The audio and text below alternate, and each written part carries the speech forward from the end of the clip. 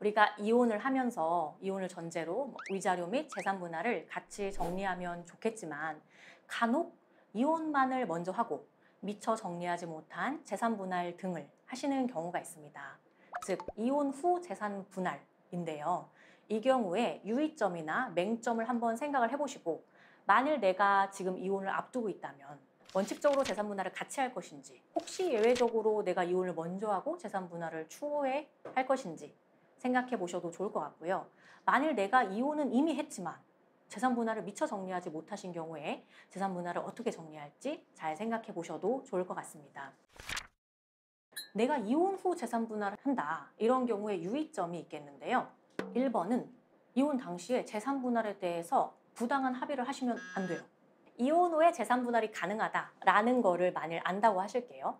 그러면 이혼 후에 2년 내에 재산 분할이 모든 경우에 가능한 것은 아닙니다. 그러니까 모 아니면 도로 재산 분할 청구 자체가 각하, 형식적으로 불가능한 경우도 있고 형식적으로는 가능은 한데 과연 얼마를 받을 거냐의 경우로 나뉘게 된다는 것입니다. 이혼과 재산 분할을 같이 할 때와는 또 다르게 이혼 후 재산 분할에서는 쟁점이 또 있을 수 있다는 거예요. 아예 재산 분할이 안 되는 그런 쟁점이 있을 수가 있다는 건데 그걸로 하나가 합의를 했던 경우예요. 내가 이혼을 하면서 어떠한 말을 구두로 했다거나 또는 합의서를 썼는데 그게 마치 이혼 재산 분할에 대해서 이미 합의가 된 걸로 보인다. 그러면 내가 생각하기에는 이 합의는 부당해. 나는 재산을 더 받아야 돼. 라고 하면 그래 전체 재산이 10억인데 너가 합의할 때 일단 2억만 받기로 했잖아. 그런데 이 사안은 기여도가 5대5야. 그러니까 3억을 더 받아야지 라고 판단을 해줄 거냐. 아니면 2억이든 얼마든 상관없이 너는 이미 재산 분할에 대해서 합의를 했기 때문에 종결이 되어서 형식적으로 재산 분할 청구 자체를 못한다 라고 갈지 그게 사안에 따라 다를 수가 있다는 거예요. 그 합의서를 쓰거나 합의를 하는 것에 굉장히 유의하셔야 된다. 합의서를 쓸 거면 그냥 이혼이랑 재산 분할을 같이 하는 게 원칙적으로 맞기 때문에 그 단계에서 상담을 받으시는 게 좋을 것 같아요. 어떤 경우에는 나는 이제 그냥 대략적으로 상대방 써달라고 하기에 써준 것 뿐이지 난 재산 더 받아야 돼 이런 생각을 만약 하셨다고 했을 때 이미 쓴 합의서를 이제 돌이키지 못하고 재산 분할 청구 자체가 형식적으로 불가하다 이런 경우에 굉장히 큰 문제가 될 수 있어서 이쪽에 있으시든 이쪽에 있으시든 합의서가 명확하길 바라시는 쪽이든 합의서 자체를 원치 않으시는 쪽이든 상담을 받아보시는 게 좋겠다. 1번 이미 재산 분할에 대한 합의를 한 경우 재산 분할 청구가 이혼 후 형식적으로 불가할 여지가 있으므로 합의서는 굉장히 유의하셔야 됩니다. 입니다. 그다음에 2번으로 기간 제한이 있어요. 이혼 후 2년 내에 재산 분할 청구를 해야 된다는 기간 제한이 있다는 거죠. 예를 들어 내가 협의 이혼을 오늘 했어요. 근데 재산에 대해서 전혀 합의가 없다거나 또는 재산 분할 청구가 형식적으로 가능할 것 같아요. 근데 어쩌다 보니까 2년이 지나버렸어. 그럼 이제 끝! 상대방 재산이 아무리 많아도 하나도 못 받았어도 재산 분할 청구는 할 수 없어요. 근데 2년이 생각보다 빨리 간다고 합니다.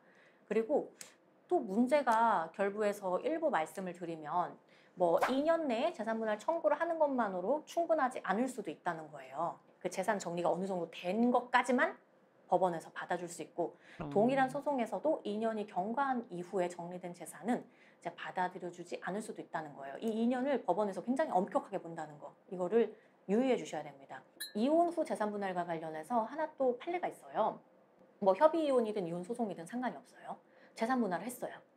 근데 전혀 몰랐던 재산 분할 과정에서 전혀 이게 거론되거나 논의되지도 않았던 재산이 알고 보니 있더라는 거예요. 상대방에게. 그러면 그 재산에 대해서도 재산 분할 청구를 다시 할 수 있다는 판례가 있어요. 그런데 그것 또한 2년 내에 해야 돼요. 내가 재산 분할할 때는 전혀 몰랐는데 알고 봤더니 상대방 재산이 있었대. 난 이제라도 해야겠어. 근데 기한이 2년 지나서 알았더라. 그럼 이제 못 한다는 거죠. 그래서 사실 이혼을 안 했으면은 이혼이랑 같이 하면 되니까 기간 제한이라는 게 없다고 볼 수가 있겠는데 이혼을 먼저 해버리는 순간 기간 제한이 걸리고 그 기간 제한의 의미에 대해서 법원이 굉장히 엄격하게 본다는 거. 이런 유의점이 이제 따르게 되는 거예요. 그러면 이혼 후 재산 분할의 또 맹점이라고 할 수 있는 것이 시세 상승이 반영되지 않는다는 것이 있습니다. 세 번째로 한번 생각해 볼게. 이게 뭐냐면은 우리가 이혼 시 재산 분할을 할 때 특히 부동산, 아파트를 생각을 해볼게요. 올해는 조금 주춤한데 지난해도 그렇고 지난해도 그렇고 굉장히 급격한 시세 상승이 있었죠. 근데 그 아파트가 상대방 명의로 되어 있다고 할게요. 근데 나는 그 아파트 자체가 아니고 돈을 받을 상황이라고 할게요. 근데 얘가 소송 시작하는 1년 전에는 5억이었는데 소송 마무리될 때쯤에 10억이 됐어요. 그러면 얘는 10억으로 봐요. 내 기여도가 예를 들어 50%다. 그러면 지난해 계산할 때는 내가 2억 5천을 받는 거였는데 올해 소송 마무리될 때 계산하면 내가 5억을 받는 게 된다는 거죠. 그렇게 반영이 돼요. 지금 어차피 지금 시점에서 말미에 부동산을 나누는 거니까 그게 합당하다. 사실심 변론 종결시라는 이야기를 하는데요. 이게 이 소송을 마무리해서 판결 선고하기 전에 변론 종결을 해요. 그래서 사실을 그때 종결한다. 그 기준으로 부동산 시세를 보게 된다는 거죠. 근데 이혼 후 재산 분할은 문제가 재산의 시세 가액도 이혼 시점으로 봐요.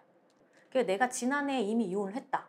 근데 내가 이혼 후에 재산 분할 청구를 이제 해서 지금 마무리되려고 해서 봤더니 지금은 10억이고 협의 이혼 신고 시점은 5억이다. 그럼 2억 5천 받는 거예요. 지금 받아도. 그런 맹점이 있어요.